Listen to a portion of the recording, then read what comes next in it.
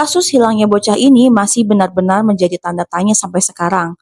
Bocah ini berusia 3 tahun bernama Jarid Atadero tinggal bersama ayahnya Alin dan kakak perempuannya Jocelyn yang berumur 6 tahun di sebuah resort di Sungai Porde, Colorado. Pada 2 Oktober 1999, Jocelyn pergi hiking dengan perkumpulan keagamaan yang saat itu menginap di sana. Nah, si Jarid ini ngebet pengen ikut kakaknya hiking, dan selain itu juga Jarid ini udah kenal beberapa orang perkumpulan agama itu.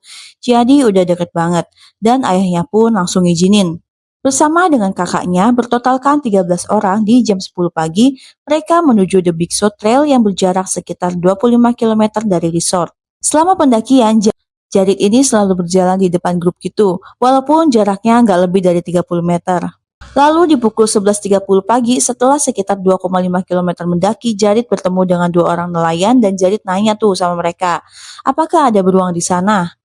Selesai menjawab, nelayan tadi ngelanjutin nangkepin ikan karena mereka kira kalau Jarid udah kembali bergabung bersama grupnya. Dan itulah terakhir kali Jarid terlihat.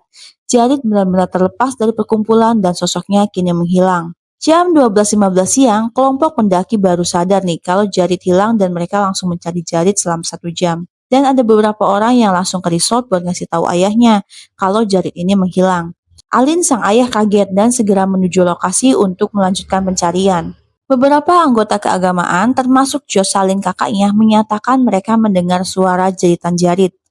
Tapi anehnya bukan jeritan kesakitan atau meminta bantuan, melainkan sebuah jeritan riang seperti sedang main kejar-kejaran. Pukul 4 sore, Alin sang ayah yang panik segera menghubungi 911 sekembalinya ke resort. Pencarian skala besar yang mencakup 200 orang pencari terlatih, 1 lusin anjing pelacak, tim ahli pelacak profesional, tim penyelam, dan helikopter diturunkan ke lokasi kejadian. Dan pencarian berlangsung selama 8 hari tanpa membuahkan hasil. Dan akhirnya pencarian dihentikan karena kurangnya petunjuk. Lalu, setelah 3,5 tahun kemudian, pada tanggal 6 Mei 2003, 2 orang pendaki bernama Rob Osborne dan Gareth Watts menemukan potongan pakaian, sepatu, jaket, dan celana biru dalam keadaan terbalik. Alin sang ayah mengiyakan kalau itu semua adalah milik Jarid. Dan keesokan harinya, tim pencari kembali menuju lokasi dan mereka nemuin pakaian lainnya, yaitu sebuah gigi dan pecahan tengkorak yang berhasil ditemukan di area yang elevansinya lebih tinggi 6 meter dari lokasi ditemukannya pakaian Jarid. Intinya dari semua temuan ini, pihak berwajib menyatakan bahwa Jarid ini dimangsa oleh hewan liar. Dan setelah diselidiki lebih lanjut, ternyata terdapat keanehan dalam kasus Jarid ini. Aku pengen kamu perhatiin lebih dalam deh. Yang pertama, jaket Jarid ditemukan bersih tanpa darah, juga tidak ada tanda bekas cabikan sama sekali. Lalu yang kedua, sepatu Jarid yang kondisinya masih bagus, gak kelihatan usang dan warnanya juga gak pudar. Padahal sudah terdampar di hutan 3,5 tahun loh. Yang ketiga, robekan pada pakaian dan celana Jarid dihasilkan oleh patukan burung untuk kainnya dijadikan sarang, bukan oleh gigitan hewan liar. Yang keempat, lebih aneh lagi, sebuah gigi Jarid yang ditemukan tidak tertutup debu tapi tergeletak bersih di atas kotoran dan tanah. Bagaimana bisa?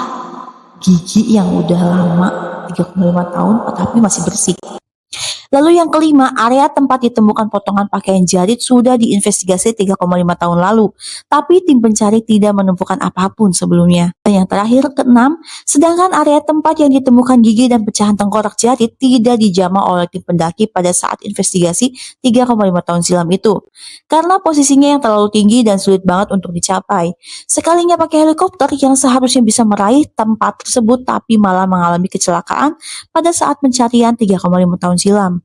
Tim investigasi bilang mungkin Jarid melepaskan jaketnya sebelum singa gunung meraih dan membawanya pergi. Itulah kenapa jaketnya bersih dari darah dan cabikan. Tapi sang ayah membantah karena kondisi celana Jarid yang ditemukan dalam kondisi terbalik dan gak mungkin dilakukan hewan liar. Gimana menurut kamu? Apakah Jarid benar-benar dimangsa hewan liar dengan kejanggalan yang tadi aku sebutin?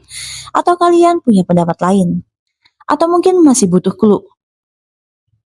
Baiklah, aku lanjutin satu kali lagi. Pada 8 April 2010, Alin sang ayah menemui David Paulides. David Paulides adalah mantan petugas polisi yang sekarang menjadi penyelidik dan penulis buku terkenal yang membangun teori konspirasi Missing 411. Sang ayah kembali menjabarkan kejanggalan-kejanggalan lain tentang kasus Jarid sang anak. Yang pertama, kejanggalannya yaitu tim investigasi menolak dengan tegas dan tidak memperbolehkan anggota keluarga mengunjungi lokasi setelah Jarit dinyatakan hilang. Bahkan mereka mengancam loh, mau memenjarakan bagi siapa aja yang memaksa. Yang kedua, ketika proses pencarian dilakukan, tim investigasi ini melakukan kesalahan, di mana mereka malah memberikan sepasang celana milik Alin, bukan Jarit, untuk diberikan kepada anjing pelacak. Kepala tim investigasi juga mengancam akan memberhentikan pencarian ketika Alin mengungkapkan kesalahan tersebut. Lalu yang ketiga, permintaan keluarga Atadero untuk meminta bantuan FBI dalam proses pencarian Jarit langsung ditolak oleh tim investigasi karena menurut mereka tidak adanya bukti keterlibatan kejahatan. Lalu yang keempat, celana Jarit yang dilihatin pada saat konferensi pers dalam posisi tidak terbalik gitu. Padahal harusnya ditunjukkan itu celananya terbalik, seperti celana pas ditemukan pertama tadi dong. Lalu yang kelima, hasil DNA menunjukkan bahwa pecahan tengkorak terkontaminasi oleh banyaknya DNA. Sedangkan seharusnya sebelum dilakukan pengetesan, pecahan tengkorak harus dibersihkan terlebih dahulu hingga steril. Lalu yang keenam, ditemukan rambut-rambut aneh di kerah leher jaket Jarit. Tapi tim investigasi tidak melakukan tes apapun untuk menyelidiki jenis rambut tersebut. Dan yang terakhir, ketujuh, Jarit tidak pernah mengikat tali sepatunya. Dan Alin sang ayah pun ingat benar sepatunya tidak terikat saat berangkat mendaki.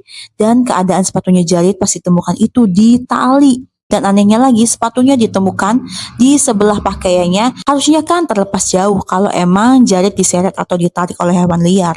Dan yang lebih anehnya lagi, kondisi sepatunya yang masih benar-benar tampak baru, harusnya itu lusuh kotor karena bayangin aja udah hilang 3,5 tahun. Jadi apa pendapat kamu tentang hilangnya Jarit yang masih menjadi misteri hingga sekarang?